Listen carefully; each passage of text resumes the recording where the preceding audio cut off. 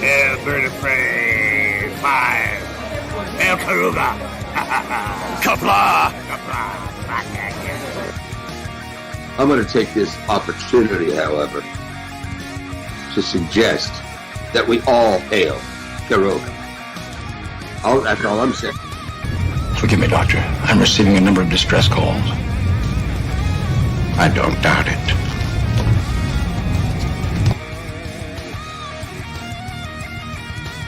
Y'all remember to tip your waitresses. Have a mighty fine night. If you come in peace, surrender or be destroyed. If you're here to make war, we surrender. Both good. The important thing is I'm meeting new people.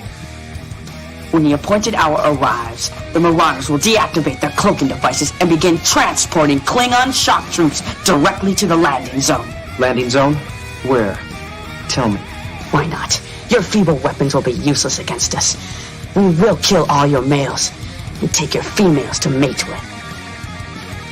All right. Now the Federation's taking over, whether you like it or not. You people, you've been running this planet like a piecework factory. From now on, it's going to be under one roof. You're going to run it like a business. And that means you're going to make a profit. Look at these 3 words written larger than the rest, with a special pride never written before or since. Tall words, proudly saying, "We the people."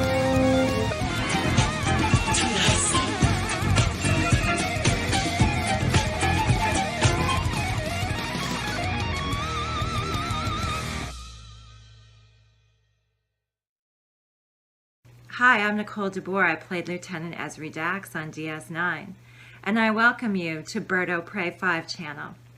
Hail Karoga. It's Bird O' Prey 5, Qapla, and welcome to Enterprise Wednesday for May 10th, 2023. Today we are going to watch Season 2, Episode 6, Marauders. And this originally aired October 30th, 2002, the day before Halloween.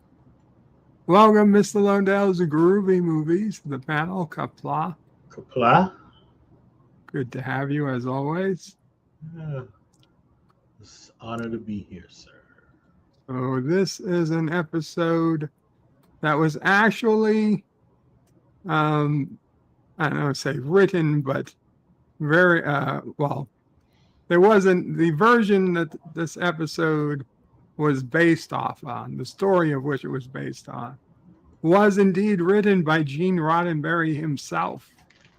It was supposed to be a regular Trek episode, and I think it got passed to phase 2, and then when that didn't happen, they just sort of put it aside, never got used, and then they decided, hey, let's remake it into an Enterprise episode.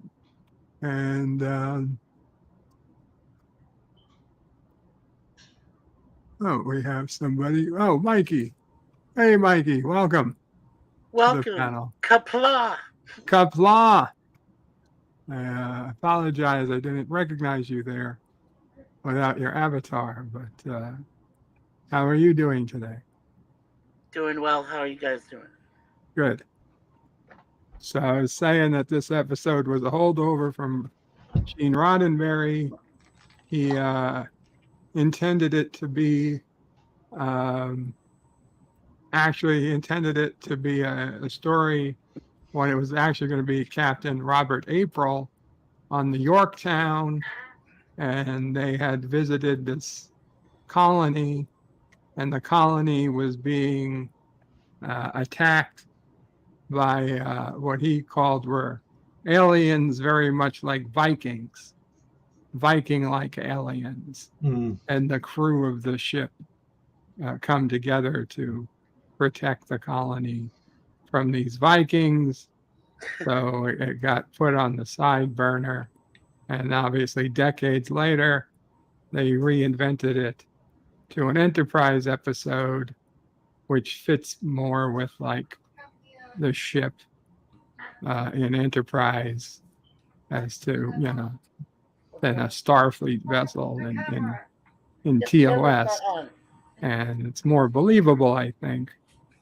But they decided to change it from Vikings to Klingons, which I don't know. I don't know if that made the most sense, but obviously it's something we'd recognize, so I get it.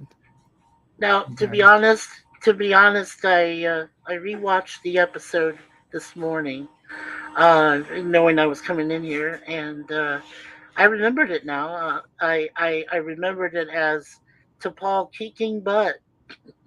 Yes, it does. You do more work than I do. I watch it live, so I forget to remember what I can. I don't generally pre-watch, but you're welcome to pre-watch if you prefer. Yeah, it was very cool, and I agree. The Klingons, to some extent, with all that long shaggy hair. I mean, those beards and stuff. I mean, I knew they had beards, but come on. I mean, you were right. They looked like a cast off of the Klingon race. That's what they were going for, I guess. I think so. Yeah. Sorry, go ahead. No problem. Stanley says, hey, is this right Bertle link? It doesn't accept any words. You can get to Bertle. You know where it is. It's at bertlepray5.com/Bertle. And yes, it's in English. And Mikey Sues, there you are. Says colonists, deuterium, Enterprise, Klingons. Oh my, Qapla. John Araki says trip, Wensterprise, nap stream. It is not a nap stream. And Mikey, you said hello everyone. Hint: I found some working headphones. Awesome. Yes. That's why you don't hear the echo and everything. It's just really cool. Cool. Yeah. Kronos says he's first. Of course you are, Kronos. Of course. And he says, type as much as you can so this episode won't show. No, thank you, Kronos. Mr. Lundell's groovy movie, says Qapla. Qapla again, Mr. Lundell. Kronos says, hello, Winkle, Birdo Prey 5's world. And hey to Mr. Lundell. And why can't this show be on Rumble? And I told him we'll also live on Kick. We're actually live on Kick and Odyssey, simul streaming on YouTube as well. Chrono says, as if, like whatever peeps know everything about stuff. Ms. Lundell says, really hate this new YouTube layout. When are they going to bring back the old one? What changed with your layout, Mr. Lundell? It's your screen is like in the middle of other content. Huh. The description and everything is like to the side. I'm like, this is. Are you sure you didn't hit default view and if I theater mode? I'm not in theater mode. I've gone through all that. I don't know, I think it's something they're playing with. Yeah, it sounds like you might be in default mode instead of theater mode. Now, default mode is the old mode. For me, default mode has the video to the left and the comments on the right, like the chat on the right. But the description should be at the bottom. Yeah, the description is below. And I don't have that. I have other content at the bottom. That's interesting. Well, next time you're in the backstage, you should show it on the window and we'll see what's going on. I have a feeling like I've seen that before. but we'll figure it out. Yeah. Kronos' YouTube tube view is getting better and better. Yvette, the lovely Yvette, says, "Good evening, Bird, and everyone. Welcome, Yvette." And I know you're tired today, Yvette, so thank you for hanging out with us. Kronos says, "Hey to Yvette," and said, "Bird's going to be late, but I was not." LDG says 2 to the X. Yeah, definitely make sure your YouTube is on 2x speed just for a couple of seconds. You'll catch up. Melted Copper says, "Better, is that a He-Man character?" I'm not sure what that better is. I'm not a He-Man guy. Mikey Sue says, Qapla again.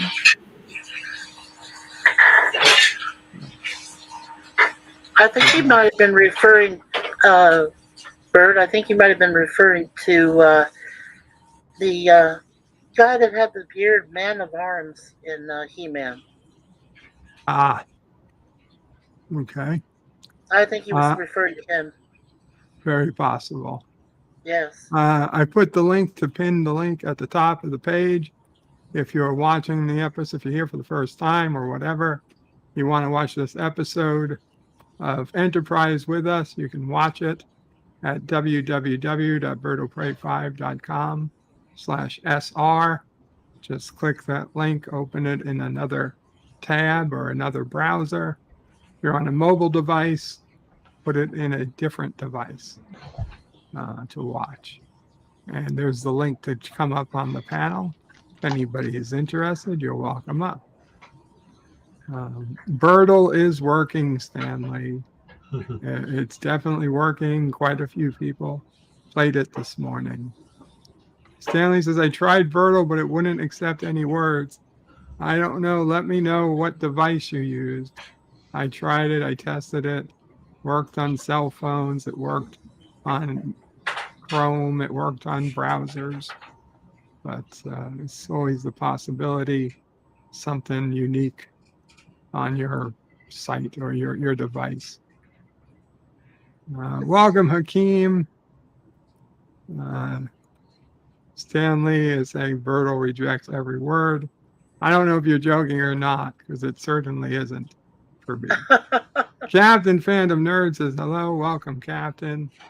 Yvette says, "Stan, please calm down. Bird will see your message."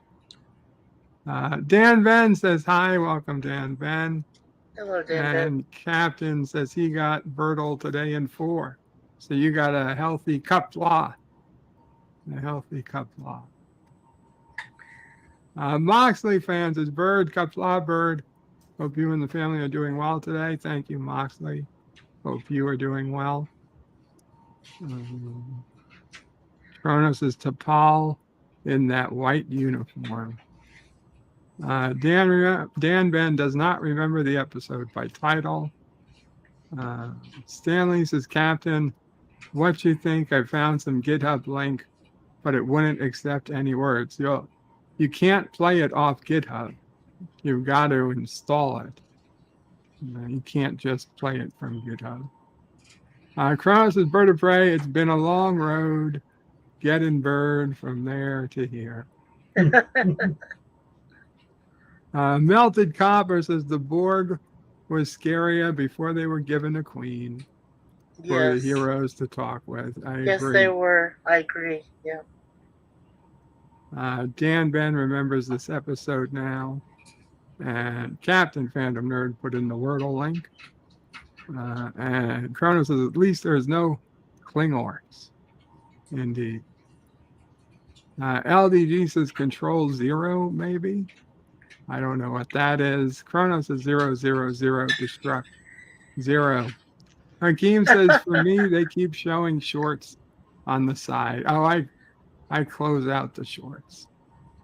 I hate the shorts. Even the shorts I make, I don't want to see them. Hakeem says, "If they were short shorts, that would be a welcome change." That's true. I would be okay with short shorts on women. Cronus says the temperature is warming up. Dan Ben says melted copper. Original first contact was supposed to be a Borg supercomputer, but they changed it to a Borg queen. Admiral Teague says, hail, Berto Prey 5. Hail, Admiral Teague. Cinnabon Bunny says, I just tried Bertle. It's working for me. Cool. Hello, Mr. Landell. Melted copper says, yeah, I suppose. Hello, Mr. Landell. Oh, hey. I could use a robotic force, would be the real hard writing, but a queen sort of queen at feelings and emotions to the once cold, scary force of technology. Yes. Yes. Dan Ben says Klingons have a batleth in this episode. If that's true, then that might be the earliest batleth in tech, in Trek. Yeah, it's curved a little bit, but not quite like the batleth you remember in TNG when you had, when Worf had one, his own. Mr. Lundell's got a batleth right on his back wall there, under the Defiant. I see it. I see it. Yes, it looks awesome. Kronos is bird in shorts.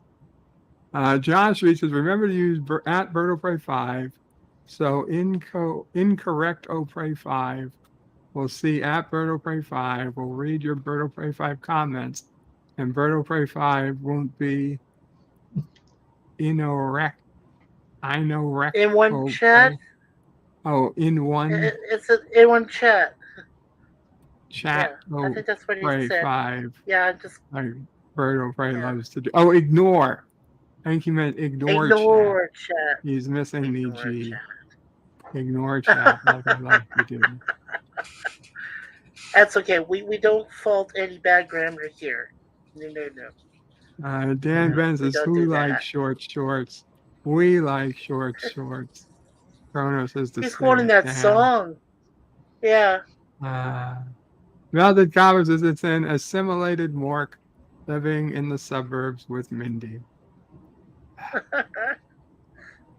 Okay, so we're going to go ahead and start watching. Head to the screening room. I will count down and it will start playing in a few seconds. Okay. 5, 4, 3, 2, 1, and it begins.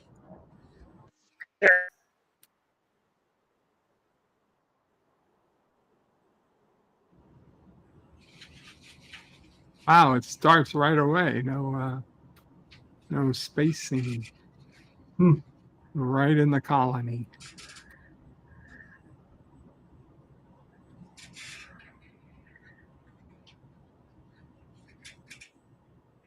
Yeah, this is Tronus Pinnacles, what they were outside of LA. Right, yes. It's a real quarry. Yes.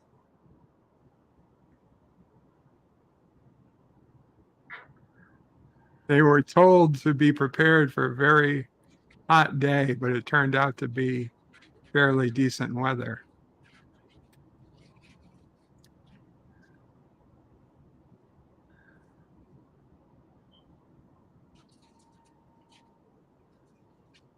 So they had no idea anyone was coming down till they literally saw the ship.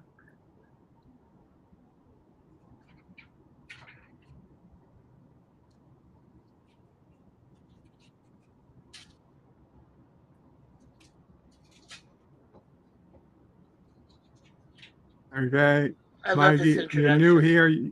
You've got to sing the song. Oh, God. Okay. My time is fine. Nothing but dreams coming on us. Time to the sky. And I'm not gonna bring it down no more. Change my mind. That's the thing No one will ever feel baby. I can't stay away. I can't stay of the soul. No one's gonna ever break me. I can't see it's all. I can't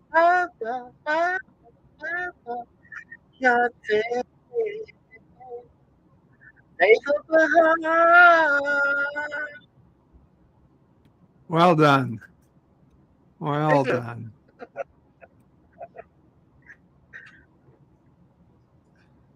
I like the guy that sings this, but Rod Stewart said it better.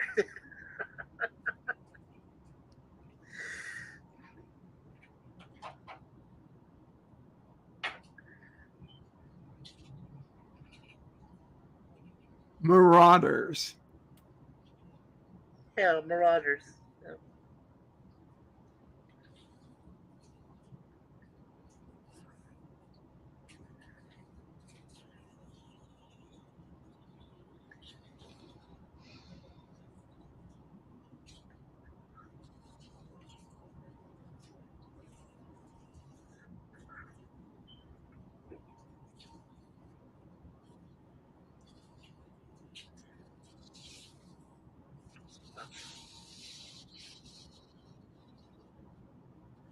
Josh Street says I've been replaced for singing the song.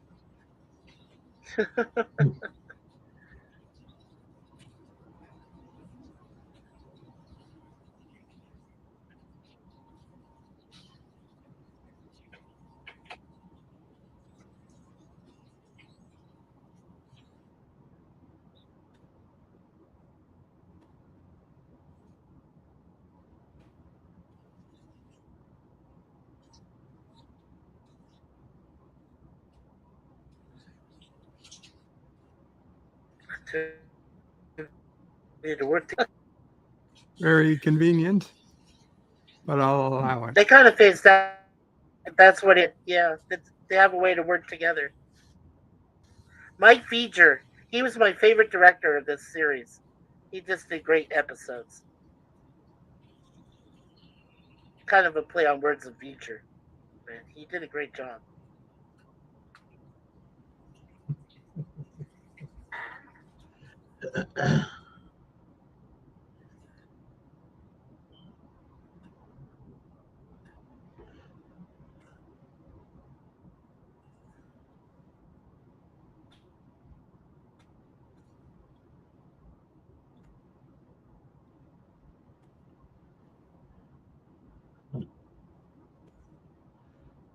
It'd be nice if it had some air conditioning.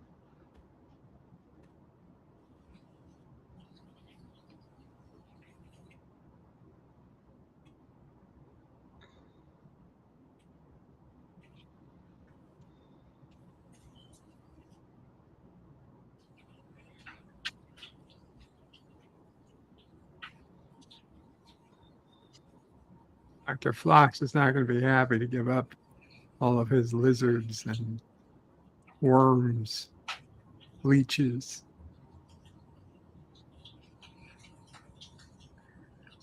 But in this episode, I found out that the key is the kid is the key to this. The way that they're able to stay civilized.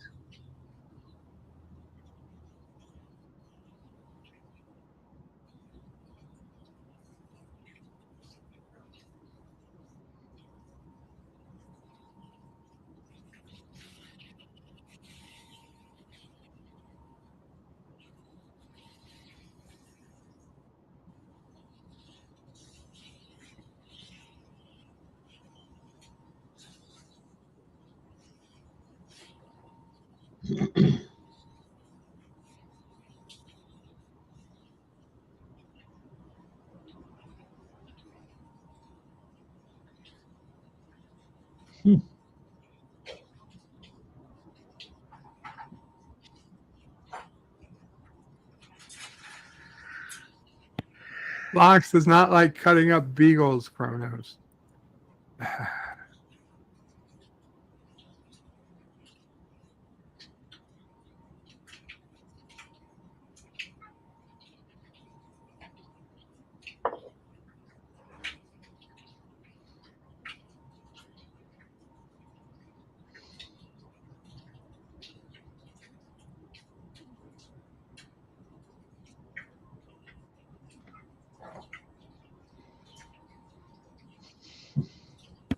That was just the one episode. He had to do it for Barthos's own good. I think they're probably overkill, Dan.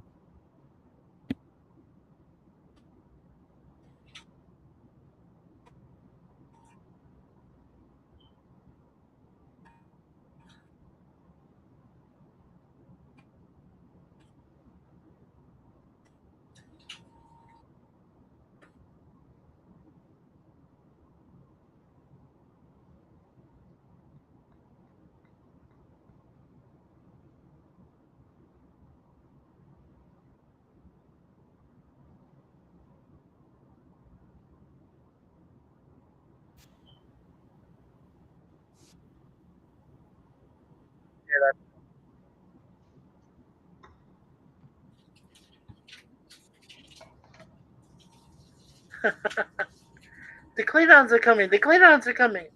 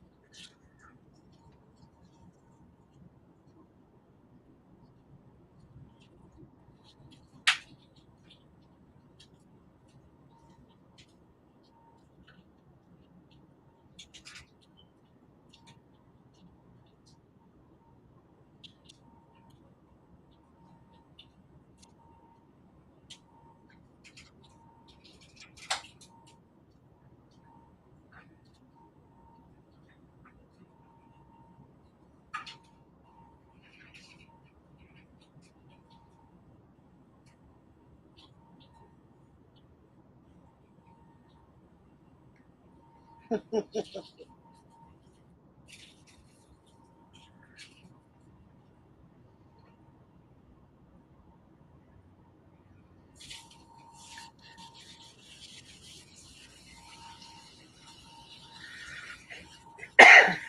me.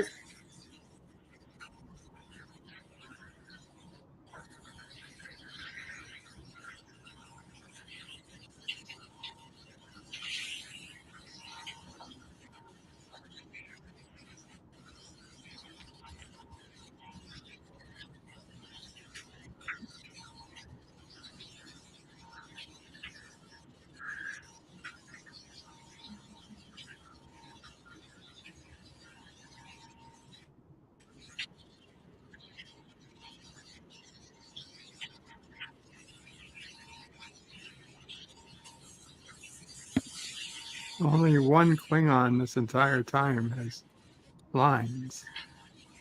Yes.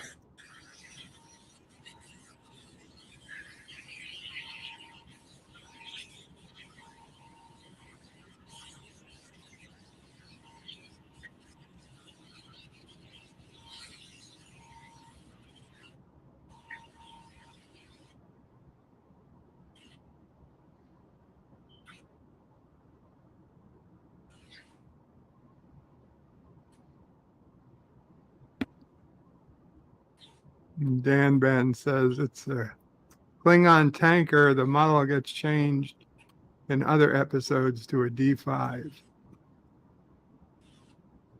Okay, so that's what they were doing. The only time we see the tanker variant.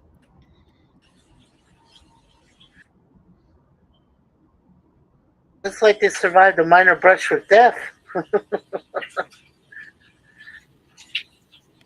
I got a kid just throws that on the ground. Yeah.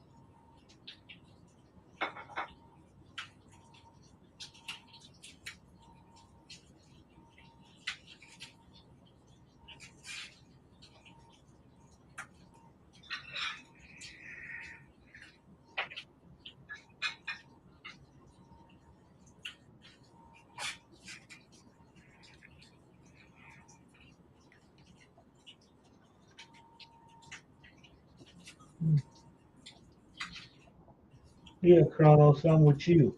Just right when they materialize, just open up on them.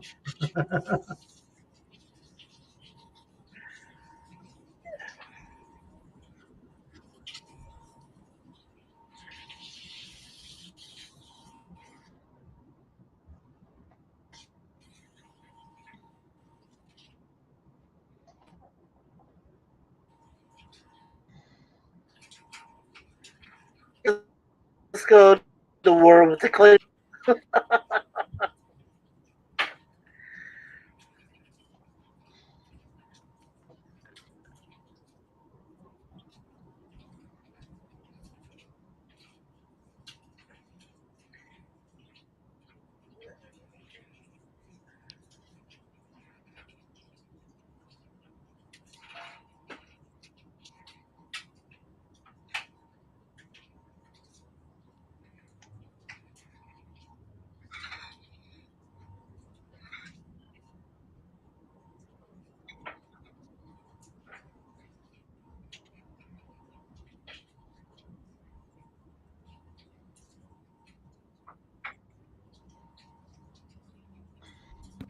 Sorry, I was away for a minute. If I missed anything.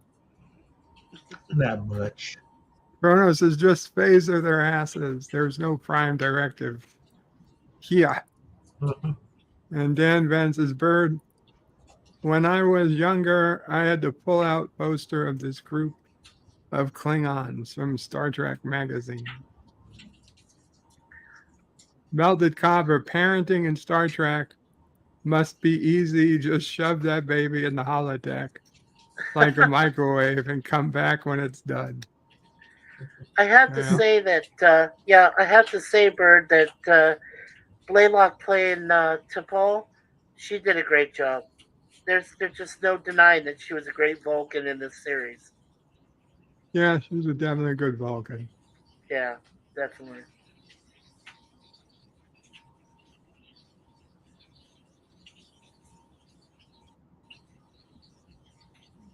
But you have to, in a world where holodecks exist, you could just raise a kid in a closet-sized holodeck. Kid would never know they weren't in the real world. So they're like 18 and they're ready, and then the door opens, and for the first time, they enter the real world. No safeties. And their father is Dr. Mabinga.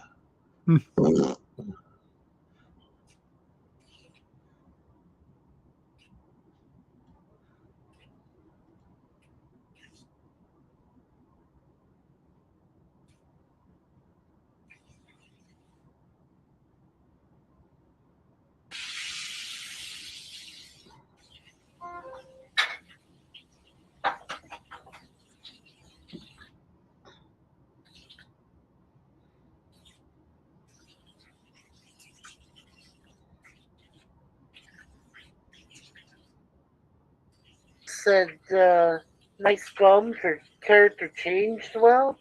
T'Pol, but Dan Ben, come on. Oh, that's what Malcolm Reed said in one of the early episodes when Malcolm and Tucker were trapped in the shuttle pod. He said, "She's got a nice bum."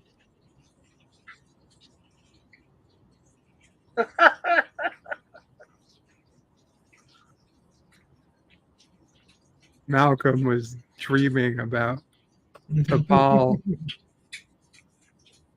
Oh, man.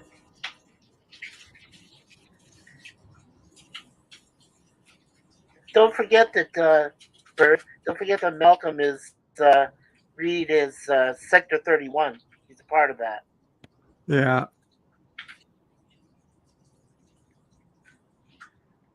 So everything that's been happening, he's been reporting it back to his superiors. Everything. I don't know about that. Because when he gets his orders in season 4, it certainly seems like he hasn't heard from him in a long time.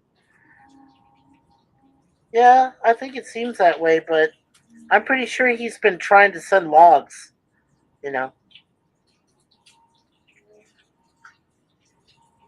And it's not like he hasn't been trying.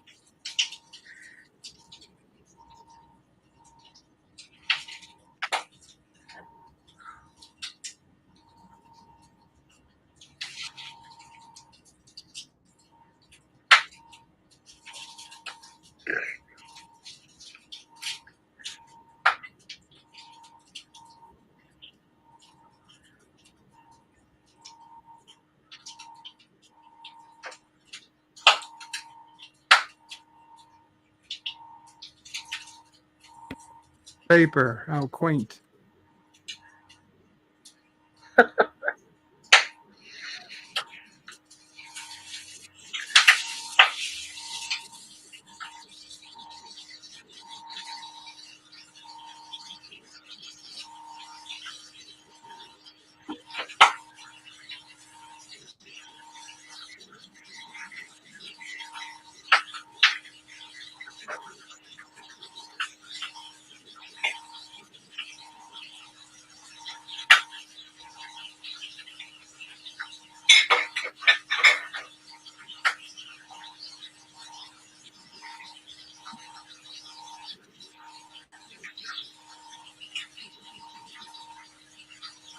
Mikey, we're getting a bit of a noise from your mic.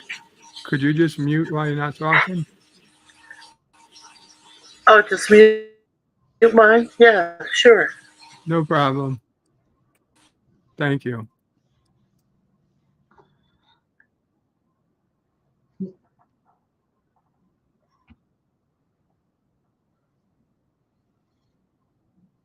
I mean, they're mining deuterium, and deuterium is that expensive.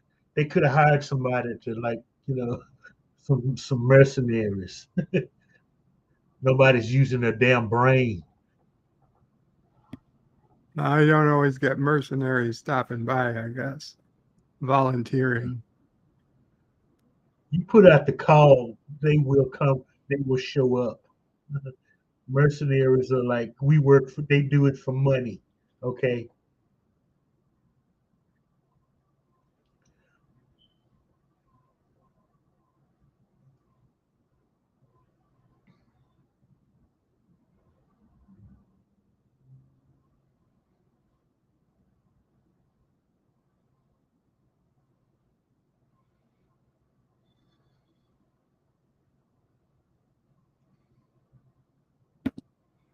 Dan Ben says some of the hand weapons used in this episode are reused props.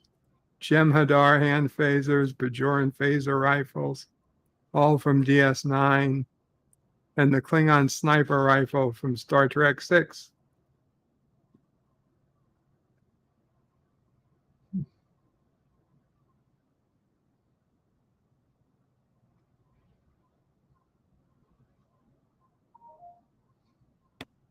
And Josh Street says, now I remember why moving the field and village over seems so familiar in Blazing Saddles.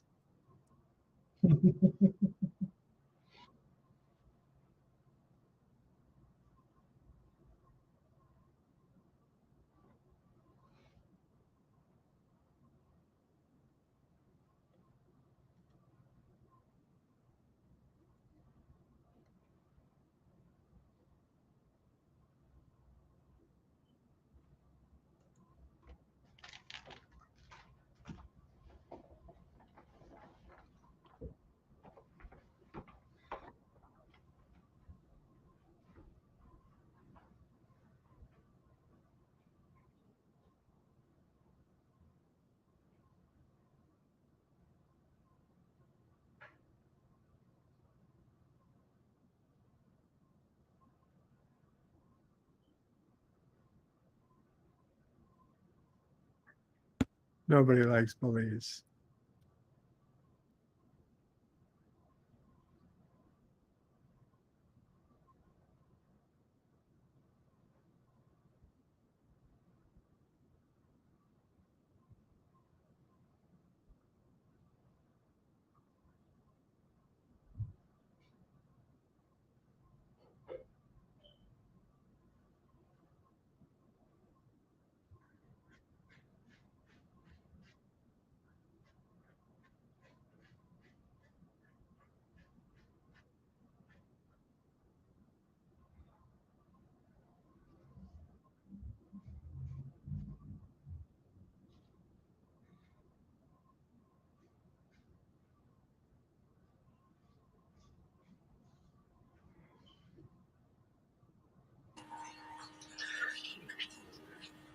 Is that better?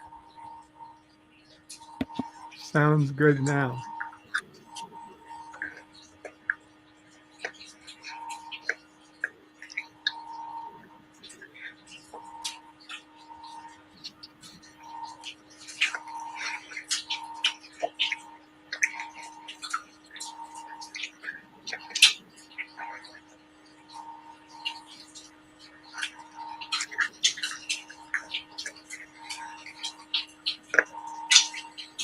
We are getting some noise.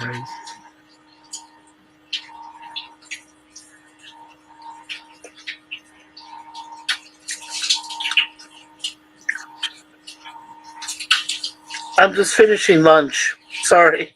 No problem. I'll mute myself for a minute. Yeah, no worries. Sounds like a little Luke Skywalker there. Can kill in 40 meters.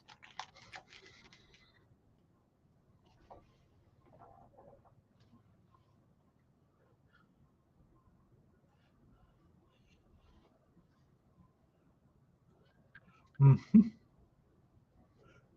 Good point, Trip.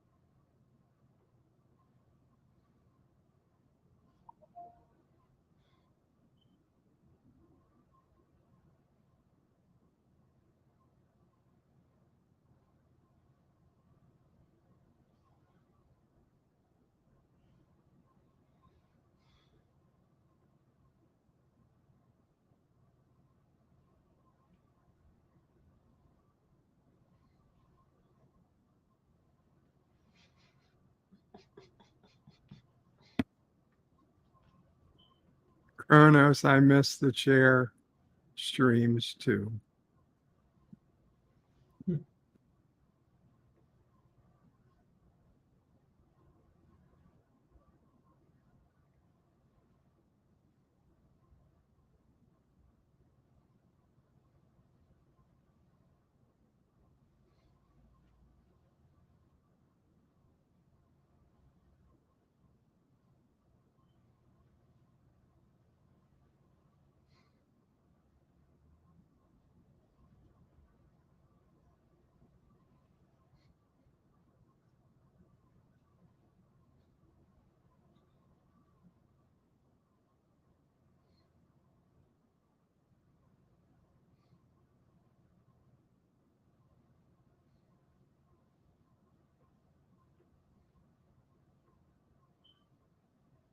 Inspiring words. Qapla pop culture curator.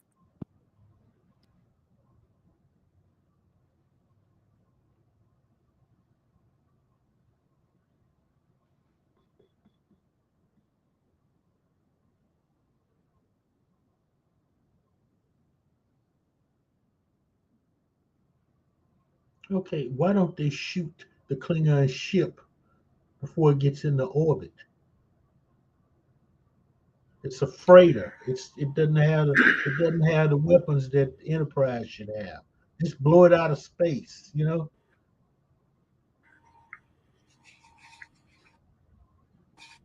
Point taken, we'll take an extra 150 liters. Yeah.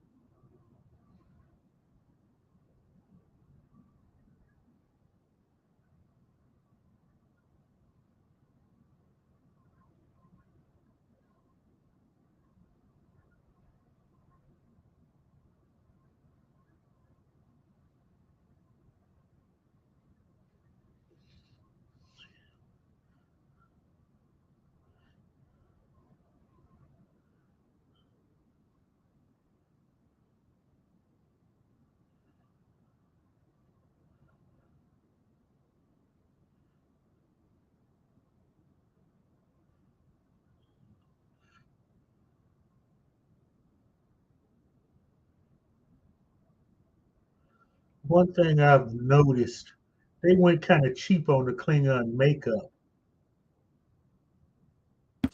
It was a really hot day, or they were preparing for a very hot day. Yeah. It's probably hot in their makeup.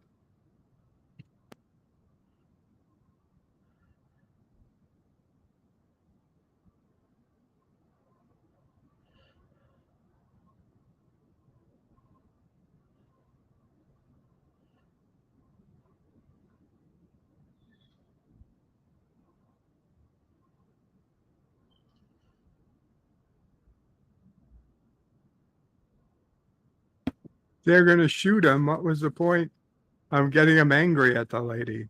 Could have shot him when they were standing here. Yeah.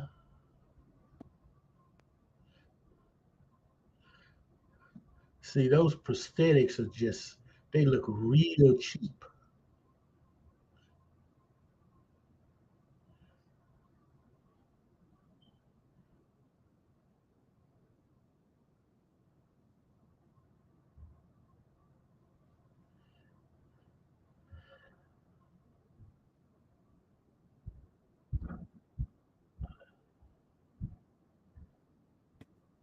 John says, doesn't the DVD say it was cold when they shot this episode?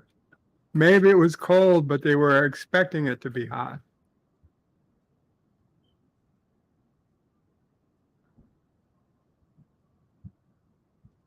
And Dan Ben says, in this episode, Phlox's osmotic eel is male, but female in Minefield.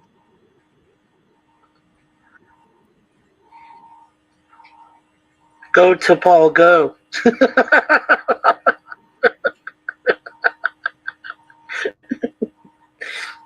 That's what I would say when I first saw the episode.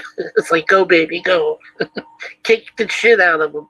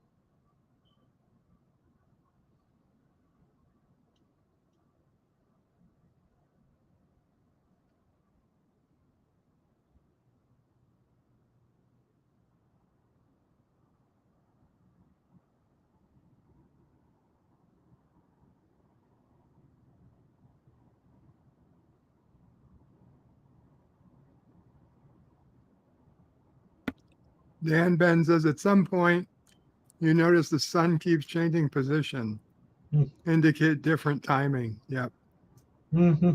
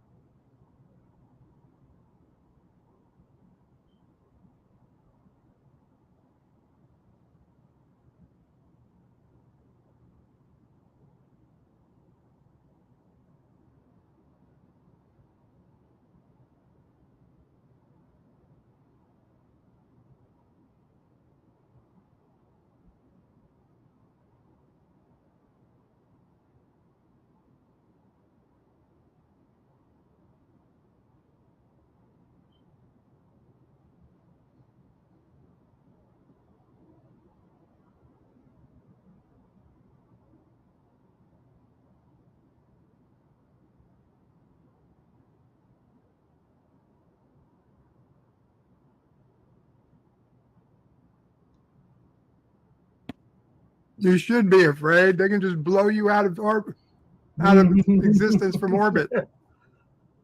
Nobody's going to come down. You know, frankly, I'd have left a couple of them bleeding just to prove the point, you know? Yeah.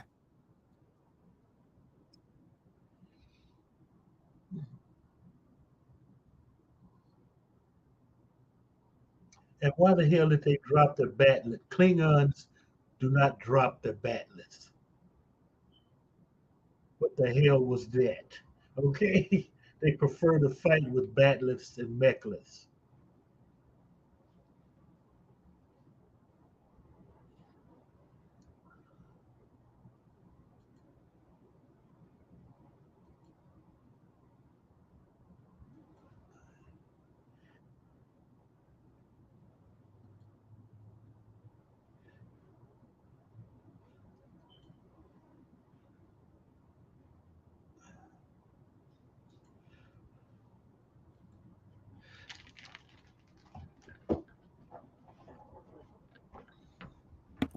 LDG with a $2 super chat says 2 words, Brannon Braga. Yet he forgets that this was a Gene Roddenberry script. See, if you considered that they were Vikings instead of Klingons, maybe it made more sense. And Kronos says this is 2 out of 10.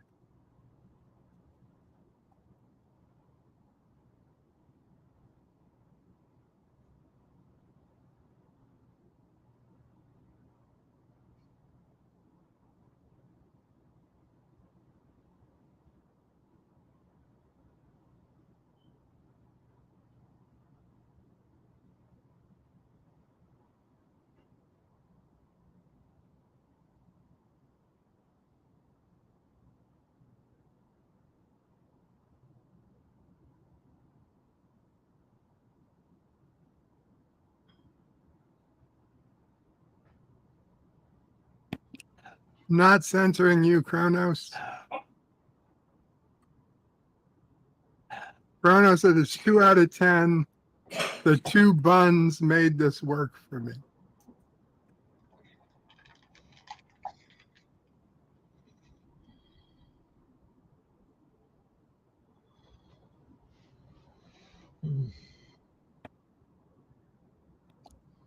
And Dan Ben says, plot hole. It's unclear why our heroes aren't concerned about the possibility of the bad guy simply returning and bombing the miners from orbit at a later date. Mm-hmm. Because this original story was written by Gene Roddenberry in the 1960s, before Klingons even existed. That's why. You know, at the time I first watched this, I thought it was a perfectly decent Enterprise episode. I think, though, looking back at it, I would put it in the bottom 50% of Enterprise episodes. I would, no, it's not bottom 50%. I disagree. There are problems, though. It just means it's below average. Yes. Below Well, one thing I wanted to mention was Michael Westmore, who did a lot of great in the credits there. Suzanne Diaz Westmore is actually the daughter of the man Michael Westmore, who did a lot of the costumes for TNG. He first started out in the original series. He's one of the most well-known sci-fi costumers in Hollywood, and his daughter worked on this series. So I thought that was cool, seeing her name in there. Plus, it's the same first name as my wife, Suzanne. So, FYI there. Huh. Interesting. Yeah. Cinnabon says now Klingons can wipe them out and get the Enterprise schematics. That's true. They left behind schematics, right? Kronos called it an annoying episode. I don't know if it's annoying. Would you agree with that, Mr. Lindell? I don't know if I'd agree with that, but it's. Go ahead. Sorry, that was Mamo Cray. Dan Benz, Sassy is barking. Dan Ben says general reviews on websites say this episode is not very believable and not that exciting. I'd have to agree. Yeah, based on what we know about Klingons from TNG and DS9, it's Right. not. First off, they wouldn't be bullies. They wouldn't have to be bullies. No. Kronos said that at least they looked like Klingons. That's what he said. Yes, I agree. But you want to know another curious fact? One of the guys that was in the episode, Pee Wee. Now he's a huge black man. Pee Wee is. So obviously he's under all that Klingon makeup. That must have been really hard for them to get through. Well, when you said that it was supposed to be warm, but I think that they were going through some really cold mornings, so it was hard to get up. And you had to be in the chair getting 4.5 hours of makeup, to get into Klingon, garb and everything. So that must have been really hard on them. They must have been sweating, a storm underneath that makeup, all that stuff. To me, the prosthetics looked ill-fitting. Yes. Yeah, I noticed that too. Yeah, you noticed that? That's what I said. Some of the weather caused that. A black Pee Wee Herman? Yes. Nice call, Kronos. Nice call. Nice call. Yeah. It was hard. It wasn't hard to find stunt actors, okay? In a way, when I read about the series was that it wasn't hard to find actors back then because a lot of them wanted to do, they wanted to be the different species. They wanted to be Suliban, they wanted to be Klingon, they wanted to be what was the other one that Jeffrey Combs played? What was that other race? I keep forgetting. Ferengi, Vorta. No, not Ferengi. The other one. It's Vorta. Yeah, I think. The one from DS9? No, not the Vorta. Yeah, the Vorta. It was Jim Hadar. Jeffrey Combs, I don't think played Jim Hadar. No, he didn't.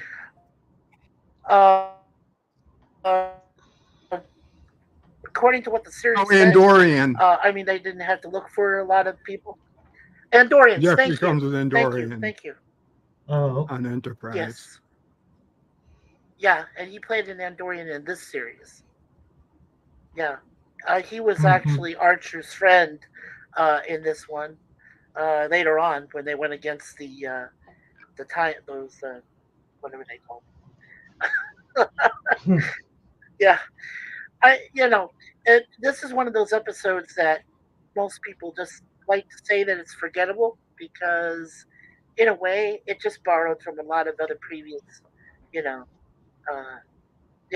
Way of the Samurai or the Seventh Samurai, things of that nature. So that's what it really borrowed from, and people were just not impressed. That's probably why this is one of the weaker. I'd call it one of the weaker episodes of the series, to be honest. I don't see where it borrowed from Seven Samurai. Well, I did read it borrowed from Way of the Samurai, Mr. Landau. Most of it, some of it. I don't.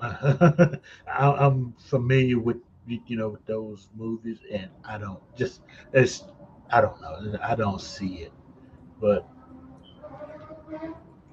I don't know. It's just me. It's okay. It all works. Like I said, it's one of the weaker episodes. Most people just disregarded it and said, okay. So they helped out a few deuterium miners. Big deal, right? Well, this is probably one of those. This is one of those examples where they needed that extra season to clean things up because Yes. he had a lot of writers that claimed Trek credentials that didn't have. Excuse me. The And Zindi. this is one of This these. was before the Zindi. Yeah. Right.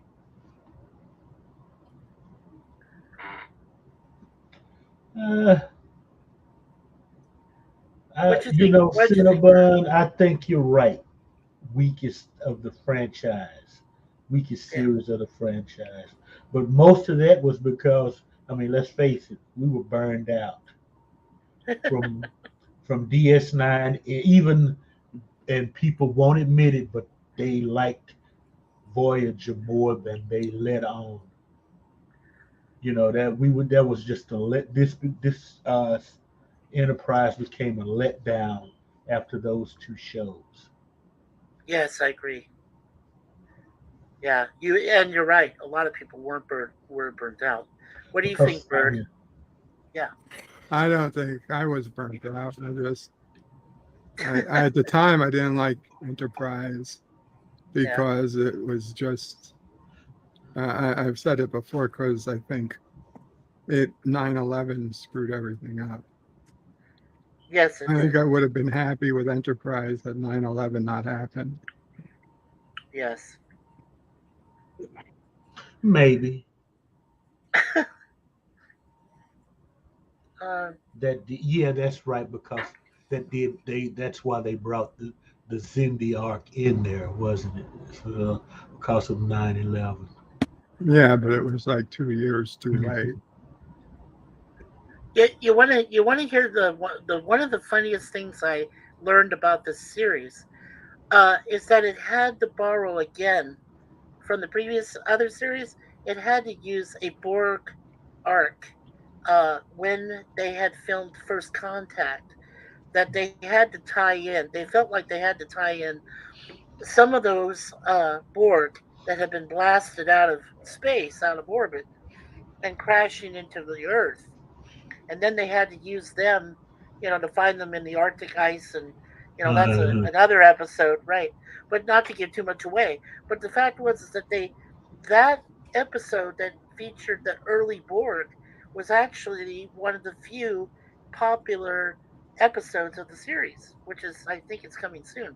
But yeah, it was just it was interesting, because then you had to say to yourself, well, then wait, isn't like the rest of the rest of the series going to be at least applicable to watch, to see it? And a lot of people just were like, they were like ignoring it, just like going, whatever, it's there. I like the series personally. I like the series myself for some of the innovative stuff they came up with. But like you said, Mr. Landau, when you have like some of these weak episodes, we could call it weak, I guess. So when you have that, you're like going, okay, what's next? You're like, is there anything better that's coming? Right? So. And Josh, I disagree with that. Not all Trek series were weak in the first two seasons. DS9's first season was considerably better than TNG's first season. I agree. If you paid attention, the problem there with TNG was we were like 20 years removed. So, even though the people with the experience of writing Trek had to relearn to write Trek, and they had to basically get Roddenberry's ass out of the writing room. Once they did that, it picked up. See, that's the same thing they had to do with the original series. Get his ass out of the way so much. Yeah, but when they got him out of the way, did you notice that some of the creativity did kind of diminish? No, it didn't. It got better. Oh, you thought it got better? Okay. Yeah. Okay. I thought so. Well, I might disagree with you on some points, but yeah, you're right. It did get a little bit better, but not much better. And see, he had absolutely nothing to do was DS9. Okay. Right. Yeah. Rick Berman started it, and then what's his name took over. It was pretty good under Berman, and I can't think of the guy with the blue goatee. He took over. Stephen Iris Bear. Bear took over, Yeah. and it just skyrocketed. Yes. Okay, so it was to say that they all had weak first and second. No, they did not. Okay. Yeah, not all of them. That's No. that's the excuse they came up with when people were saying STD sucks. Okay.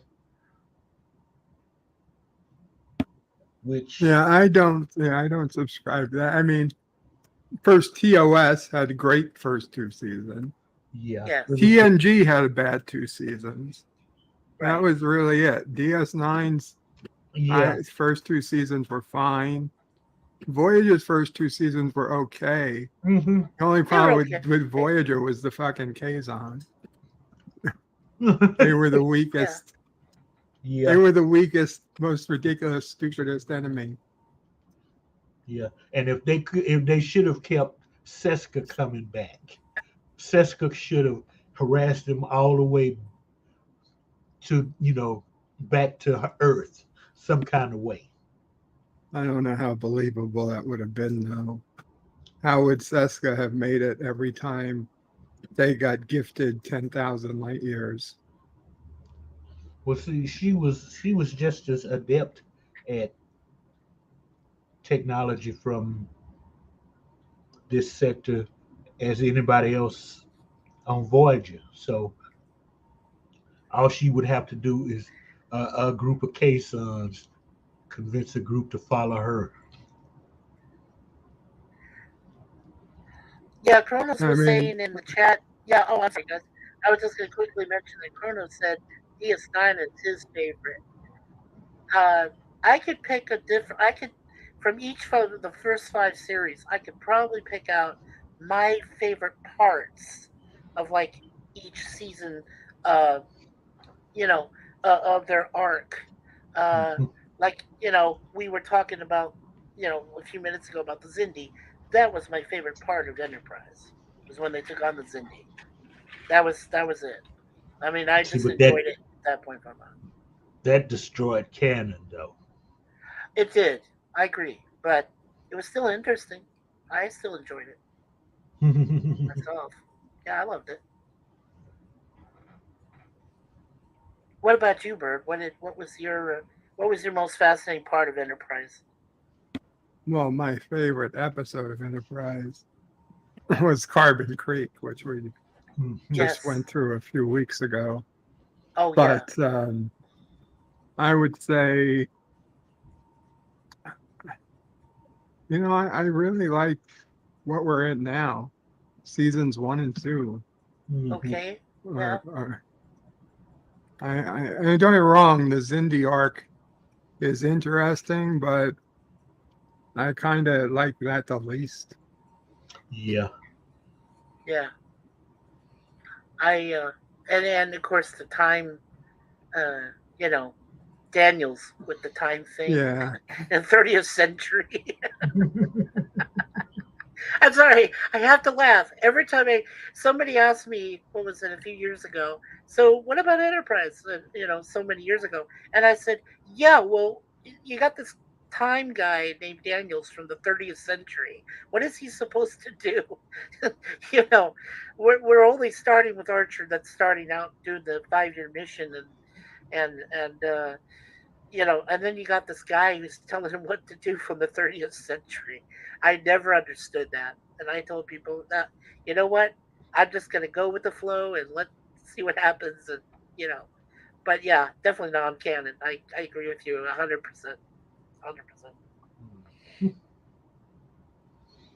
With me for Enterprise, probably the best episodes were the augments leading up to what happened to the Klingons, why some have ridges and some don't. Yes, I agree. I agree with that assessment. Remember, Worf said it's a long story, and trials and tribulations. Mm-hmm. That, and some people don't like it. Quit. I'm like, quit belly aching because it's been explained. It also explains how a human and a Klingon can have a child because there's human DNA in Klingons because of what they did. Okay, to themselves. Right. Well, Worf had Alexander. I mean, it's possible to have, obviously to have children if you're a Klingon. Well, but Alexander's mother was half Klingon. Was half Klingon, right? Right. So she was the one that was hard to explain. Yeah. Alexander was most Klingon. Right. Kronos says I love Silent Enemy. Dan Ben said Silent Enemy is my favorite Enterprise episode. Kronos said, "Isn't Bert Ham in the 30th century?" I don't know. I don't know about that. Dan Ben also said, I didn't like Enterprise having 3 part episodes. Oh, yeah. But you know what? But I have to disagree with Dan Ben on that because I really did like Mirror Universe when they had that 2-part Mirror Universe. That was a 2-part episode, not yes. Well, but I mean, I know what he's talking about. 2 or 3 3-parters came in with the Xindi arcs. And in season 4. Yes. There were some 3-part episodes. Yeah, it was at hard least to one. Yeah, I liked them, but it was hard to catch up with them, with those 3-part ones, the Xindis. That was hard to catch up with. It really was. Mm-hmm. But I loved it. Like I said, my favorite 2-parter of the series was Mirror Universe, was where they had the alternate beginning. Yeah. And that was cool. Well,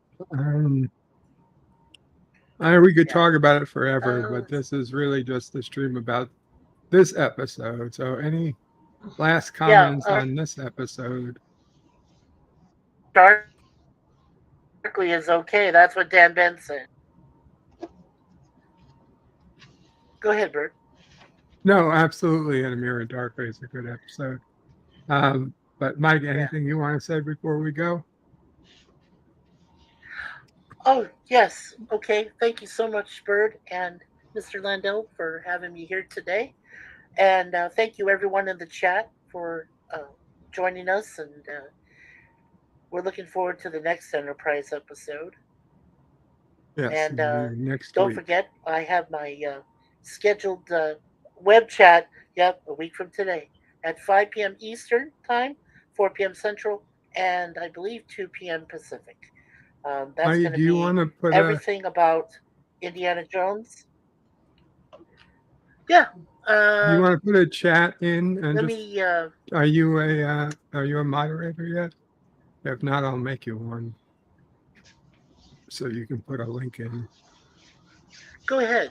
Yeah, just go ahead. Oh, you got to type something in the chat first. Okay, hold on just a sec. I'll pull up the chat again. Sorry. Okay. No worries. I'm looking. It takes a while to load things around here. After all, I'm in Canada. I use it as an excuse. It works for me. Okay.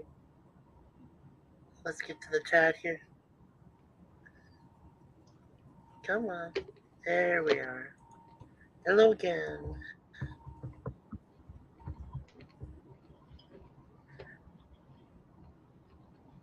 There you go. Okay.